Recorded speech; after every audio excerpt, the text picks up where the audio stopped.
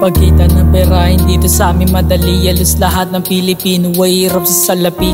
Yung iba lang mulubog dahil hirap sa salapi. Ang pagkita ng pera hindi to sa amin madali. Dito sa aming bansa, pera-pera labanan. Di ka pwedeng umangat kung wala kang katungkulan. Agad nilang hahatulan kahit sariling kaibigan. Pag wala kang salapi, gagawa yan ng mali upang makamit nila ang kanilang minimithi. Di na ba maiiwasan ng ganyang kalakaran? Ating tatalakayin kung mahirap o magaan. Ang mga pasan-pasan, gagawa ng kamalian para magkalaman dyan. Sana'y mapaliwanagan upang mapangibabawan ng hustisya na kailangan nating panagutan. Buksan mo ang iyong isipan o aking kaibigan. Lahat naman ng tao ay merong karapatan, kaya dapat mong talikuran ng pinasok na landas. Magbanat ka ng buto upang buhay di magwakas. Ganto na ba sa Pinas? Kung takot kang kumalas, pas di nyo hawak ang batas. Ang pagkita ng pera hindi to sa amin madali. Halos lahat ng Pilipino ay hirap sa salapi. Yung iba lang mulubog dahil hirap sa salapi. Ang pagkita ng pera hindi to sa amin madali.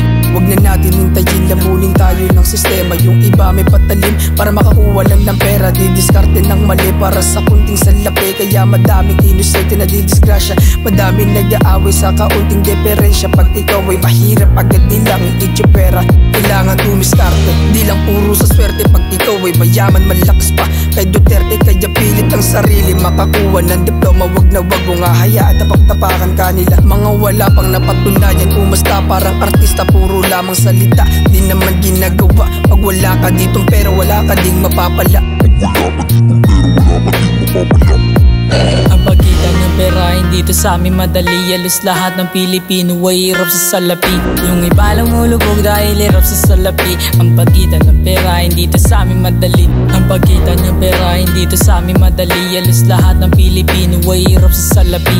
Yung iba lang mulubog dahil hirap sa salapi. Ang pagkita ng pera hindi to sa amin madali. Bakit ganito ang nangyayari dito sa ating bansa? Yung iba lumulubog, yung iba nawawala. Pero kahit ganun pa man namin tahakin na lantas, di kami magpapatinag hanggang di nagwawakas. Pataas na para pambersyong bigas. Humukbong o humukbong, hindi kami papapitas. Di lang naman ang ganyan ng kailangan mong labanan. Ang pagsubok sa ating buhay ay hindi dapat sukuan. Di bali wala na lang sa amin lahat. Kahit anong pagsubok yan malabong magpabigat. Kahit ganito ang sitwasyon malabong magpapanggap. Tuloy-tuloy pa din kahit ang sitwasyon na hirap. Kaya pumatas naman kayo sa kandol sitwasyon. Alam kong may mas lubog at hirap sa panahon. May talo at panalo paglubog ng panahon. Sanay inyong maunawaan pagdating ng pundasyon. Ang pagkita ng pera hindi to sa amin madali. Halos lahat ng Pilipino ay hirap sa salapi. Yung iba lang mulubog dahil hirap sa salapi. Ang pagkita ng pera hindi to sa amin madali. Ang pagkita ng pera hindi to sa amin madali. Halos lahat ng Pilipino ay hirap sa salapi.